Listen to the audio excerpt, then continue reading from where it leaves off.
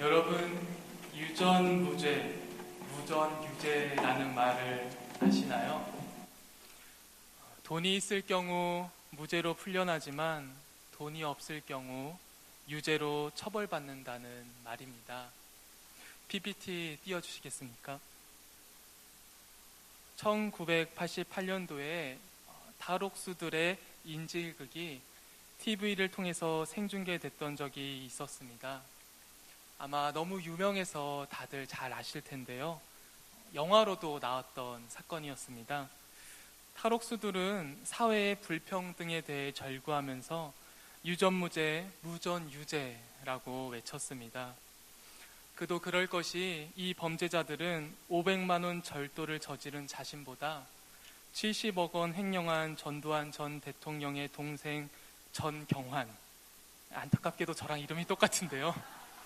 전경환의 형기가 더 짧았다는 데 불만을 가지고 탈출한 것이기 때문이었습니다. 이러한 유전무죄, 무전유죄는 우리나라 역사 속에서 꾸준히 있어 왔습니다. 2008년도 다들 기억하시는지는 모르겠는데요. 황제 노역 판결로 국민 대다수의 공분을 샀었던 적이 있었습니다. 508억 여원의 탈세를 지시하고 100억 여원을 횡령한 혐의로 기소된 허 전 대주그룹 회장에 대해 징역 3년에 집행유예 5년, 벌금 508억 여원을 선고했습니다. 여러분들 너무나도 유명한 대기업 회장들의 징역 3년, 집행유예 5년 법칙은 우리가 다 알고 있는 사실이죠. 대기업 회장님이 문제가 생겨서 감옥에 들어가게 되면은 항상 휠체어를 타고 들어가시게 되시고, 놀랍게도 휠체어를 타고 들어가는 순간 징역 3년과 집행유예 5년은 약속된 것처럼 받고 나오게 됩니다. 그럼 마치 일어나 걸어라, 달리다 굼처럼, 소녀여 일어나라 이것처럼 대기업 회장님은 징역 3년, 집행유예 5년을 받으시고 벌떡 일어나서 감옥을 제 발로 걸어 나오십니다. 이 황제 노역이 뭐가 문제가 됐냐면은 이 사람이 나 돈 없다고 배째라 나온 거예요. 그래서 어떻게 했냐? 벌금을 내지 않을 경우 2억 5천만 원을 1일로 환산해 노역장에 유치하도록 했습니다. 그러니까 이 사람이 하루 동안 감옥에서 일을 하면은 2억 5천만 원씩 탕감해 준 거예요, 여러분들. 연봉이 2억 5천만 원이라 해도 놀랄 노짜인데 하루 일하면 2억 5천만 원이라니 국민들은 분노할 수밖에 없었습니다. 근데 더 놀라운 거는 2년 뒤인 2010년 항소심에서는 벌금을 절반으로 줄이고 노역 일당은 2배인 5억 원으로 늘려 형기를 4분의 1로 줄여줬습니다. 그러니까 이제 2010년부터는 어떻게 됐냐면은 이 사람이 하루 일하면은 5억씩 탕감해 준 거예요. 너 감옥에서 하루 일했어? 그럼 5억 마이너스. 이렇게 형량을 감량해 주었습니다. 유전무죄, 무전유죄는 대한민국 사회에서 여전히 진행 중에 있었습니다. 그리고 지난 월요일이었죠. 또 한 뉴스가 있었는데요. 이재용 삼성전자 부회장은 항소심에서 석방되었습니다. 문영표 전 국민연금공단 이사장은 아직 감옥에 있습니다. 그런데도 불구하고 2년 6개월의 집행유예 4년으로 석방된 것을 보면은 대한민국 최고의 유전무죄, 무전유죄는 대기업 회장들의 징역 3년, 집행유예 5년 법칙조차도 깨트릴 수 있음을 다시 한번 확인할 수 있었습니다. 이제 앞으로 우리나라는 징역 3년, 집행유예 5년은 사라지고 더 적은 징역 2년 6개월에 집행유예 4년이 법칙으로 자리 잡을 것 같습니다. 우리나라에서 끊임없는 비리와 부패, 정경유착이 일어나는 이유는 유전무죄, 무전유죄로 인한 솜방망이 처벌 때문이라고 해도 과언이 아닙니다. 여러분 생각해 보세요. 처벌이 비리로 얻을 수 있는 이득보다 약하다면 여러분들 처벌을 무서워하시겠습니까? 내가 500억을 횡령해도 몇 년 고생하면은 아무 문제 없이 풀려나올 수 있는데 여러분도 500억 횡령 하시겠습니까? 안 하시겠습니까? 아마 속으로는 다들 이렇게 무언가를 대답을 하셨을 것 같은데요. 이런 기사들을 보면은 분노를 넘어서 가지지 못한 자들은 아무것도 할 수 없음에 절망감마저 들 때가 있습니다. 근데 여러분, 놀랍게도 이러한 절망감은 세상이 기독교를 바라볼 때도 이와 같은 감정을 느낄 때가 있다고 합니다. 여러분들 1907년에 있었던 평양 대부흥 운동을 다들 아시나요? 우리 한국 교회사의 한 획을 그은 정말 중요한 일이었습니다. 이 평양 대부흥 운동은 한 사람의 회개로 시작되었습니다. 근데 여러분들, 이 한 사람의 회개가 누구였는지 혹시 아시나요? 일반 교인들이 아니었습니다. 일반 목회자도 아니었어요. 누가 회개로 시작했냐? 바로 우리나라에 하나님의 말씀을 전하러 오신 외국인 선교사님께서 회개하심으로써 우리 평양 대부흥 운동이 시작하게 되었습니다. 이 외국인 선교사님은 우월감과 교만함이 가득 차 있으셨습니다. 나는 백인, 나는 더 배운 자, 나는 예수님의 복음을 많이 알아. 너는 동양인, 가지지 못한 자, 예수를 몰라. 내가 너를 가르쳐야 돼. 이런 입장이 이 선교사님 마음에 자기도 모르게 자리 잡혀 있었던 거죠. 그러면서 한국에 와서 말씀을 전하는데 이 말씀이 안 들어가니까 답답한 거예요. 이 바보 같은 한국 놈들 왜 하나님의 진리를 못 받아들이지? 그런 생각을 가지고 계시다가 말씀을 전하다가 깨달으신 거예요. 여기서 가장 큰 죄인은 누구다? 바로 교만한 마음을 갖고 있었던 선교사 나 자신이었구나. 이 내 말씀을 못 알아듣는 한국 사람들이 아니라 이 말씀을 전하는 이 교만한 선교사 내가 제일 죄인이었구나. 그래서 자신의 죄를 선교해야 될 대상들한테 고백을 합니다. 내가 여러분들을 이렇게밖에 생각하지 않았습니다. 나를 용서하여 주십시오. 그 산 선교사님의 정말 놀라운 회개의 고백이, 그 고백을 들은 교인들이 감동받고 감화받아서 그 회개를 계속해서 이어져 나갔기 때문에 우리 평양 대부흥 운동이 시작될 수 있었고, 그 물결이 여기까지 이르러 우리가 이렇게까지 성장하고 훌륭하게 부흥한 한국교회 속에서 하나님의 말씀을 들을 수 있게 되었습니다. 한국교회 대부흥을 이끌었던 이 회개의 물결은 자신의 죄를 상대방에게 고백하고 용서를 구하는 것에서 시작되었습니다. 그러나 그렇게 부흥한 한국교회는 시간이 지나면서 자신의 죄를 고백하는 간증과 회개가 조금씩 변하기 시작했습니다. 참 안타까운 일들이 있었는데요. 여성 신도들을 상대로 성추행을 일삼아 대법원 확정 판결까지 받은 목사는 설교를 통해 음란한 고멜도 살려주지 않았느냐, 심판은 하나님의 고유 권한이다 라고 스스로가 스스로를 용서해주며 면죄부를 주기도 했습니다.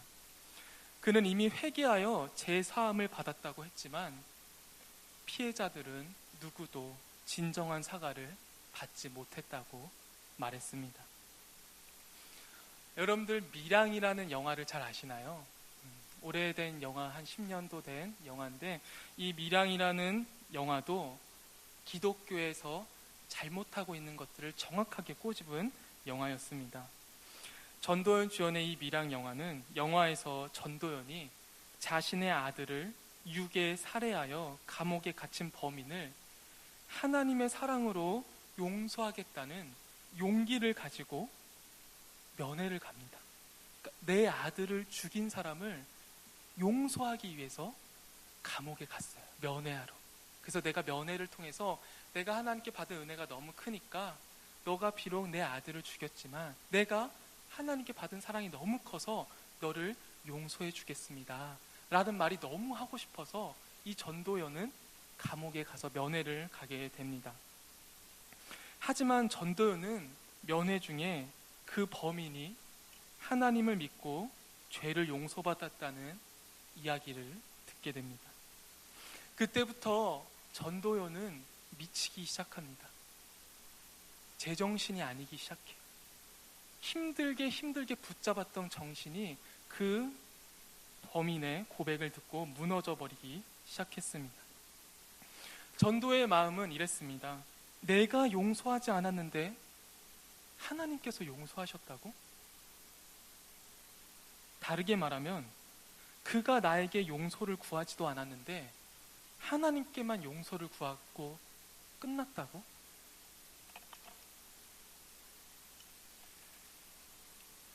최근에는 한 여검사가 언론 인터뷰를 통해 7년 전 검사장으로부터 성추행을 당한 후 인사불이익을 당했다고 밝혔습니다. 그런데 그녀가 그동안 밝히지 못했던 이 피해 사실을 세상에 알리기로 결심하게 된 계기가 있었습니다. 그가 최근 한 대형교회 세례식에서 눈물을 흘리며 자신의 죄를 회개하고 구원을 받았다고 한 간증 때문이었습니다. 그녀는 인터뷰 말미에 이렇게 말했습니다. 저는 회개는 피해자들에게 직접 해야 된다는 말을 전해드리고 싶습니다. 여러분, 처벌이 비리로 얻을 수 있는 이득보다 작다면 처벌을 무서워할 이유가 없었던 것처럼 회개가 쉬우면 우리는 죄를 짓는 것을 무서워할 이유가 없습니다. 지금 나가서 우리가 무슨 죄를 지더라도 혼자 기도하면서 혹은 어디 간증 집회에 나가서 회개하면 다 용서받을 수 있다고 생각해 보세요. 죄를 짓는 것을 두려워하겠습니까? 회개는 원래 쉽지 않았습니다. 구약 시대에는 죄를 지으면 그에 상응하는 동물을 제물로 준비해 와야 했습니다. 그럼 제사장은 그 제물을 받아 피를 뿌리고 기름을 태워야 했습니다. 신약에서도 회개는 결코 죄 고백으로만 끝나지 않았습니다. 마태, 마가, 누가, 요한, 사복음서에서 나오는 광야에서 세례 요한의 외침은 너무나도 유명합니다. 회개에 합당한 열매를 맺어라. 제사로, 기도로, 간증으로 회개했으면 그에 걸맞는 행동이 있어야 합니다. 근데 그 행동이라는 것이 여러분들 특별한 게 아닙니다. 엄청난 것들이 아니에요. 사실 사람이라면 당연히 해야 될 행동이었습니다. 하지만 우리는 잘하지 않습니다. 옷과 음식을 2개 가졌으면 하나 나눠주고, 세리는 부과된 것만 거두고, 군인들은 강탈하지 말며 거짓으로 고발하지 말고 받은 급료를 족한 줄 아는 것입니다.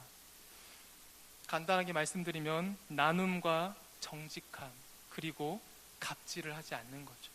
이게 바로 우리가 회개를 했다면 그에 맞는 열매입니다. 그런데 오늘날 우리들은 어떤가요? 하나님 앞에서 회개 기도는 하지만 오늘 예배 끝나고 딱 세상에 나가면 어때요? 2개 가졌으면 4개 가지려 합니다. 그러기 위해서는 부정직한 방법까지 사용하여 수익을 더 내려 합니다. 때로는 갑질까지도 스스럼 없이 합니다. 예수님께서는 오늘 말씀을 통해 우리에게 먼저 해야 할 것을 알려주십니다. 예물을 제단 앞에 두고 먼저 가서 형제와 화목하고 그 후에 와서 예물을 드리라. 우리가 하나님께 회개하기로 마음을 먹었다면, 그렇게 기도를 할 것이라면, 그렇게 간증을 할 것이라면 우리는 앞서서 형제와 화목해져야 합니다.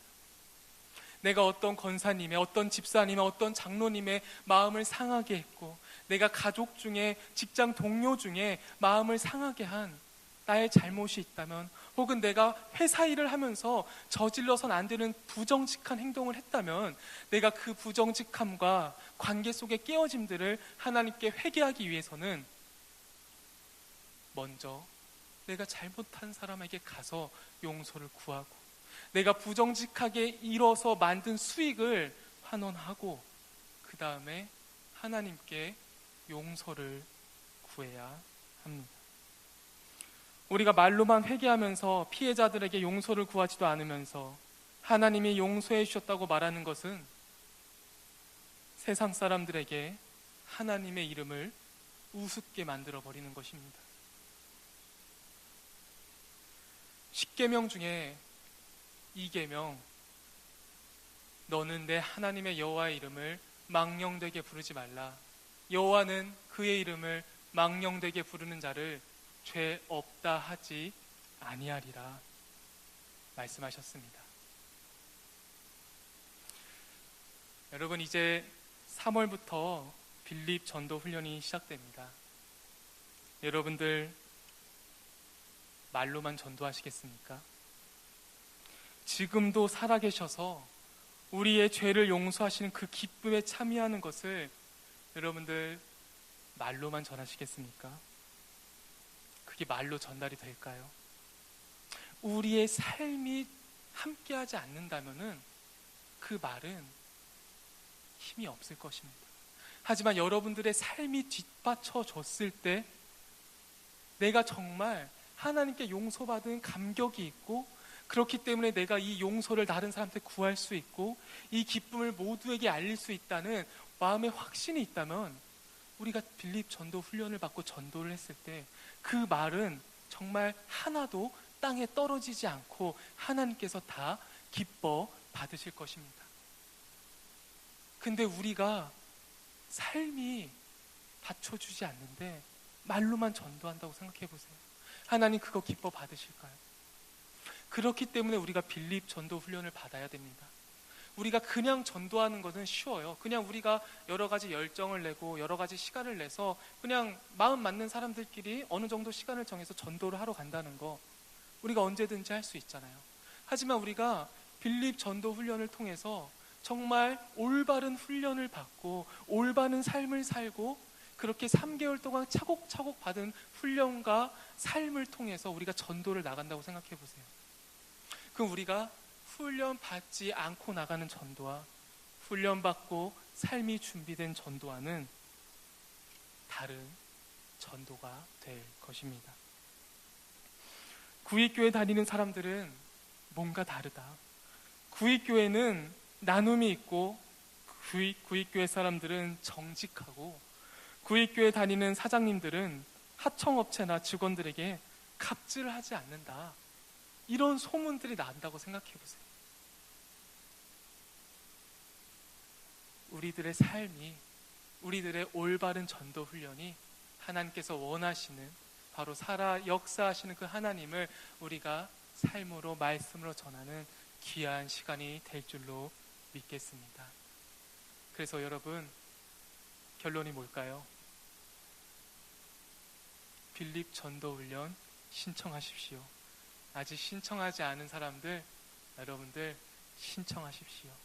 여러분들이 삶으로 고백할 수 있는 귀한 시간이 될 것입니다.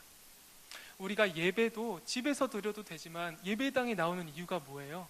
우리가 집에서 드리면 잘 못 드리는 거예요. 시간이 잘 안 나아지는 거예요. 정해진 시간을 자꾸 놓치는 거예요. 말씀을 준비하기가 어려운 거예요. 그래서 우리가 예배당에 모여서 준비된 말씀과 은혜를 함께 나누지 않습니까?